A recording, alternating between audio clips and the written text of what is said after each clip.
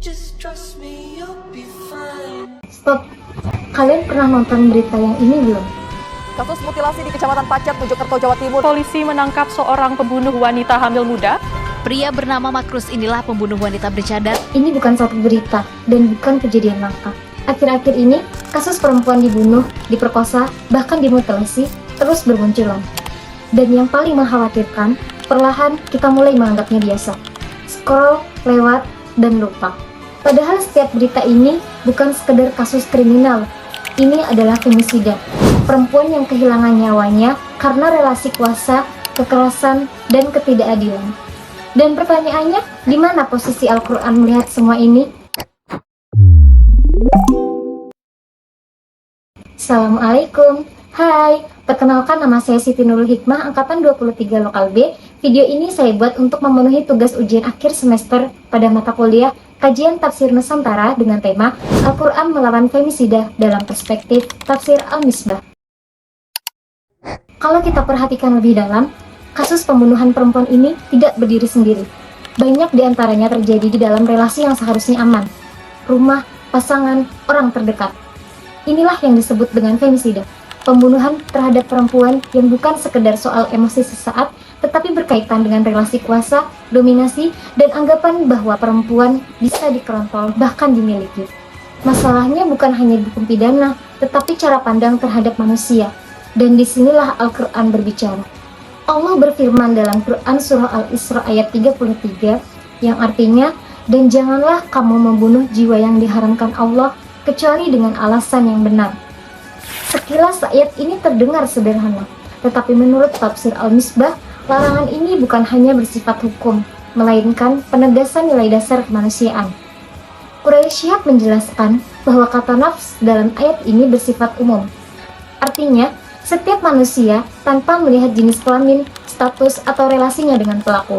Nyawa manusia itu haram dilanggar, bukan karena ia sempurna, tetapi karena ia manusia. Maka dari itu, tidak ada alasan apapun, cemburu, kehormatan, cinta, atau konflik sekalipun, tidak dapat membenarkan penghilangan nyawa. Jika kita tarik ke konteks femisida, maka ayat ini menjadi sangat tegas ketika perempuan dibunuh karena dianggap membangkang, karena ia pergi, atau karena tidak lagi patuh. Itu bukan konflik rumah tangga. Itu adalah pelanggaran terhadap kesucian jiwa yang dijaga langsung oleh Al-Quran. Quraisy menekankan bahwa Al-Quran selalu mendahulukan perlindungan hidup sebagai fondasi moral masyarakat. Artinya, jika sebuah relasi berujung pada kematian, maka relasi itu telah keluar dari nilai Islam. Karena Islam tidak dibangun di atas kekuasaan, tetapi di atas martabat manusia. Yang membuat situasi ini semakin berat adalah ketika masyarakat justru ikut menyalahkan korban. Kalimat seperti, dia pasti ada salah, atau kenapa tidak sabar, tanpa sadar menggeser kesalahan dari pelaku ke korban. Padahal, Al-Quran tidak pernah mengajarkan bahwa kesalahan dibalas dengan kematian. Justru, ketika nyawa direnggut, yang terjadi adalah kezaliman yang paling besar. Jika kita terus membiarkan cara pandang ini, maka femisida tidak hanya menjadi kejahatan individu, tetapi dosa sosial. Jadi pertanyaannya sekarang, bukan hanya siapa pelakunya, tetapi nilai apa yang sedang kita jaga sebagai masyarakat? Kalau kita kembali merenungkan Quran Surah Al-Isra ayat 33, maka ayat ini sebenarnya sedang mengingatkan kita tentang satu hal yang sangat mendasar, bahwa hidup manusia bukan milik siapapun selain Allah. Tidak pasangan, tidak keluarga, tidak masyarakat, apalagi ego dan emosi sesaat.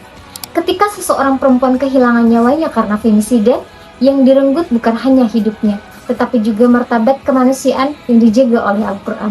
Dan jika kita masih membungkus kekerasan dengan alasan cinta, kehormatan, atau bahkan dalil yang disalahpahami, maka yang sedang kita lakukan bukan menjalankan agama, tetapi mengkhianatinya. Al-Quran tidak pernah hadir untuk membenarkan kekuasaan atas tubuh dan nyawa orang lain. Ia hadir untuk melindungi kehidupan dan menjaga manusia dari kezaliman manusia lain. Maka kita sebagai generasi hari ini, tanggung jawab kita bukan hanya mengutuk pelaku, tetapi juga mengoreksi cara berpikir yang selama ini menormalisasi kekerasan. Karena peradaban tidak runtuh saat teknologi berhenti berkembang, tetapi saat manusia berhenti menghargai nyawa sesamanya. Semoga Al-Quran tidak hanya kita baca, tetapi juga kita hadirkan sebagai pembela kehidupan dan penjaga martabat manusia. Demikian yang bisa saya sampaikan. Terima kasih sudah membersamai sampai akhir. Wassalamualaikum warahmatullahi wabarakatuh. Sampai jumpa kembali.